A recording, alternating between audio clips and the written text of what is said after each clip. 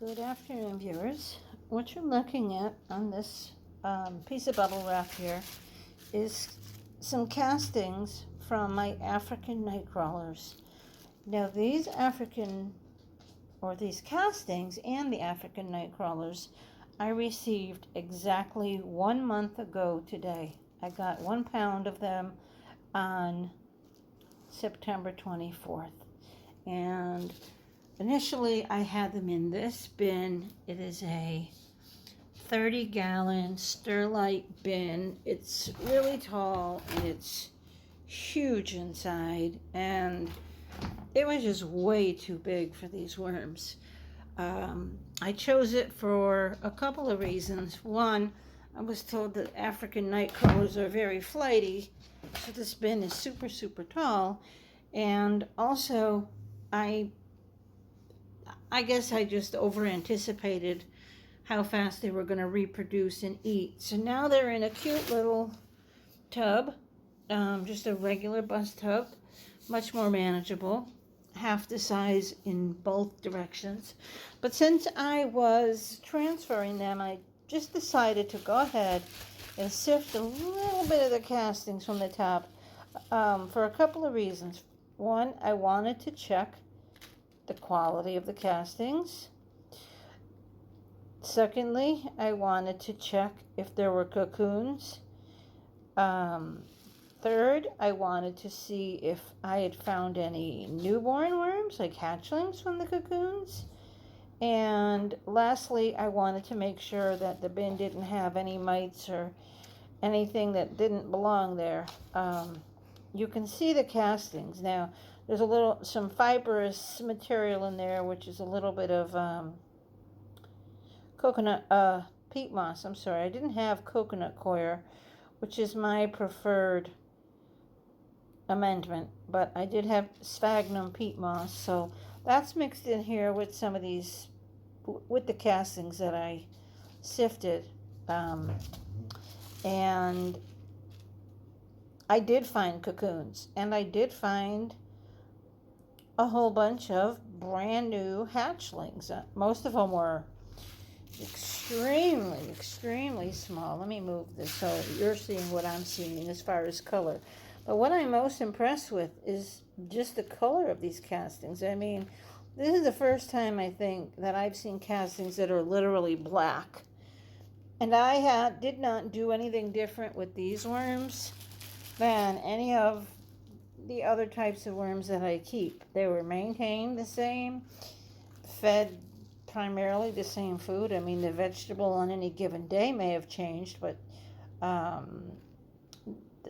what I keep in my freezer for them as far as garden scraps is something any of my worms would have gotten. Most recently, they got a big chunk of pumpkin. But yeah, these castings look really good, and they feel really good, and they smell really good. And for worms that were here for a month, exactly 30 days, to have made this type and, well, yeah, just this quality of castings, having been moved into 2 bins. I should say that this large bin I just moved them out of was not the original bin. I first put them in an urban worm bag and immediately decided that was a bad idea. So they went from there, the urban worm bag, into the Sterlite container, and now they're in this little mini bus tub. No, I'm not worried about them escaping at all. They've been very well behaved. They're not climbers, they're not escapers. Even during bad weather, they've been really good. But for getting 1 pound of worms, having moved them 3 times, and it being exactly 4 weeks to the day to get this quality of castings, plus cocoons, plus baby worms, I am really impressed. I guess it's a combination of getting really good worms and me maintaining things and doing things correctly. So my high cardboard bins, this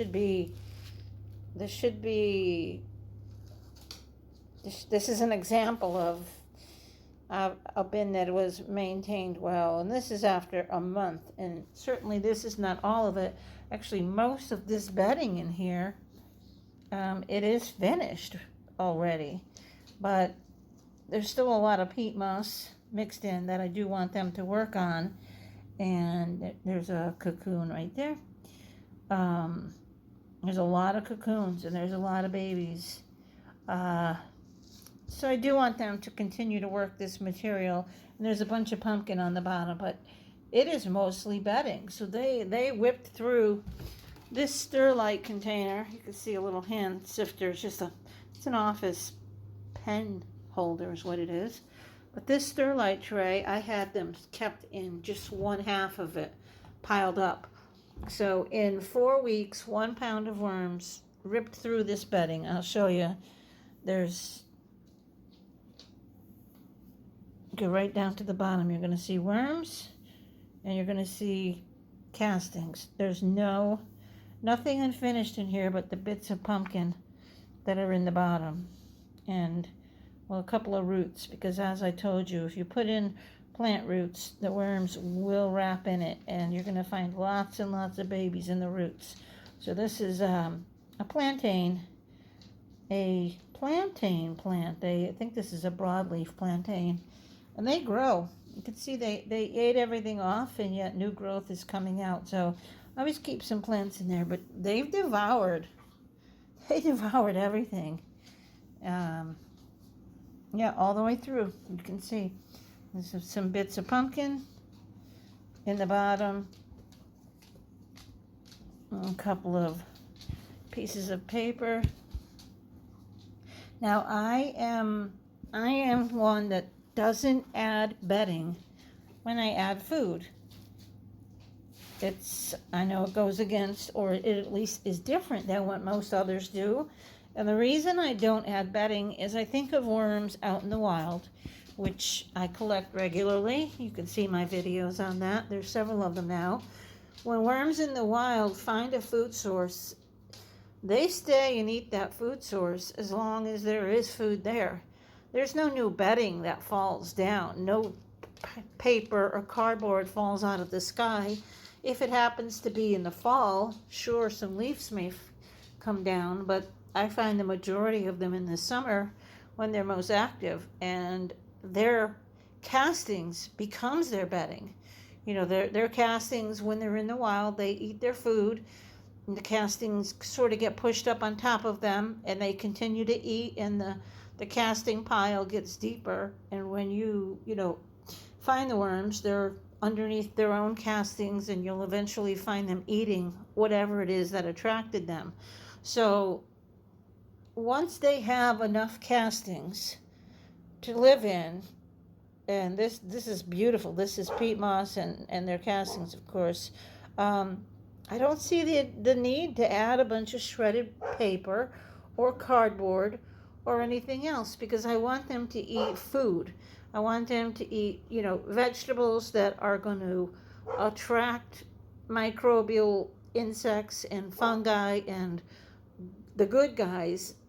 I don't want them to be dining on just cardboard, because, well, we are what we eat. Worms are what they eat, and worm castings is their poop, and I don't want my castings to be, pure cardboard poop. I want it to be healthy and nutrient dense. So I allow their castings to become their bedding, and it stays moist, of course. It avoids pest problems if there's not too much bedding in there, and I just keep the food in the bottom. And that's just my way. I can't say that those who add a lot of bedding with each feeding are right or wrong. It's just different, and if that works for them, that's great. This is what works for me, and I've done several videos showing how I maintain my bins. I do add a lot of cardboard at first. When I first load up a bin, I add cardboard, but that's it. After that initial cardboard, which is in whole sheets, not shredded usually. This, I did have a little bit of shredded in there. When I first got the worms, I was told how flighty they are and how nervous they are and how sensitive they are, so I tried to make the perfect setup for them, and turns out they're not finicky at all. But yeah, I did shred their cardboard initially, and you can see some little flecks of it here. But there won't be any more cardboard going in here. They have roots of plants, they have food in the bottom, and they have this absolute wonderful material they've made to live in. So that's my view, that's my method, that's my take. A little roly-poly, it's a sow bug. That's not a pill bug, that's a sow bug poking him. And you can see now there's a worm there, just a little bit of him sticking out. And the sun is on it right now, and he's not freaking out. He's not flighty. I've learned that if the contents of the bin are good, these worms are not at all spastic or flighty. As a matter of fact, I can put a light on him, and he's not going to take off. Let me put the flash on. There, the flash is on him right now. You see how mellow that worm is? He's not moving. If that was a wiggler, he'd be diving down. I got the light right up against him now. And now it's like, sure, you got a light right up against me. I'm going to slowly work my way in here. But they're absolutely not spastic. And I don't know. Maybe it's the way that my bins are maintained. I'll dig up another one. I still have the flash on the camera. I'll put him over here. No, he's not dead. He's just not a spaz. I'll turn the flash off for a minute. And the sun, you can see the sun because you can see the shadowing. I'm sitting here on my floor in the sun. But no, these guys are not in a hurry to go anywhere. And they're not sick. He's certainly not dead. He's just not. They're real mellow. This one over here's got his head in, and he's slowly working his way in. Now, I'll put the flash on this guy and put it right over him and see if it makes a difference. Yeah, see if I put the light right over his head, over its head. Now it's got a little motivation to move, but it's certainly not in any big hurry. I mean, heck, it almost looks like I need to move that piece of paper out of the way to give it a little motivation. And so, yeah, if anybody's been, skeptical of raising these African nightcrawlers, I can't say what other people have experienced. I also can't say what they do in their wild habitat. I do know what I've read, but that's not what I've experienced. In my personal experience of only 1 month, they have been very calm, very slow, not flighty at all. They've been eating rapidly, and based on my going through the bin today that is only 30 days old, they've reproduced exponentially, and there are so many cocoons in here. I wasn't planning on showing the bin. I was only planning on showing the castings on the, let me turn off the flash. I was only planning on showing the castings I collected, so I didn't keep any of the newborns out to show you. But they are all throughout. And of course, when I found them, I stuffed them back in, and they're pretty little. They're youngins, all right. Which I guess, considering I've had the worms 30 days today, there's another cocoon right there that's darker. So that one there is getting ready to hatch. They are triangular. They're cocoons. They're not perfectly round. They are almost like little triangles. Now see, so it takes 23, on average, 23 days for a cocoon to hatch. I've had them for 30 days. So they must have got here, bred immediately, laid cocoons right away, and the cocoons have hatched because there are brand new, tiny thread string-like worms in here. I know they're not pot worms. I've been doing this long enough to know what baby worms look like. So let me pause this real quick and I'll find one. Okay, that only took me a second. I hope this will zoom in on my finger. done here. I'm going to try to zoom. Alright, camera, cooperate.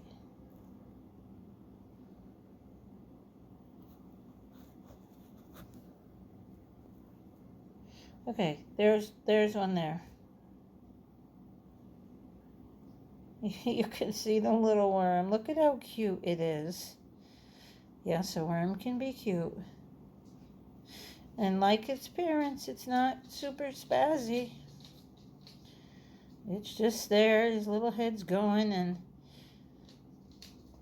probably wants to get back in the dirt. But you can see it's not a pot worm. It's a baby African nightcrawler. As wormy as wormies can get.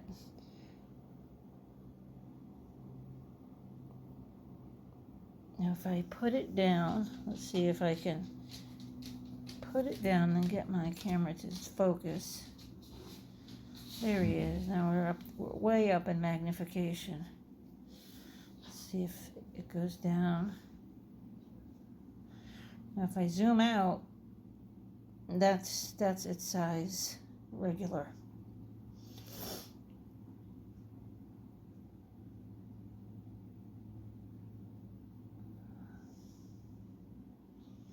Yeah, the newborns are light and pink. I guess they don't get their pigment until later. And it looks like the other two have successfully made their way in. Of course, I was digging around here to find a baby worm, so that may have covered them up a bit too. So, okay, that's all, folks. Again, just one last peek at this. This is amazing. I'm going right to put this on my Meyer lemon tree. It's in desperate need of an amendment, and I'm going to put all this right in it. But this stuff here, it's black gold. I'm really pleased with these worms. Have a great day, and have a great week ahead, and I hope everybody stays healthy, and your worms and yourself and your family is happy. And I look forward to hearing your feedback and comments and questions you may have.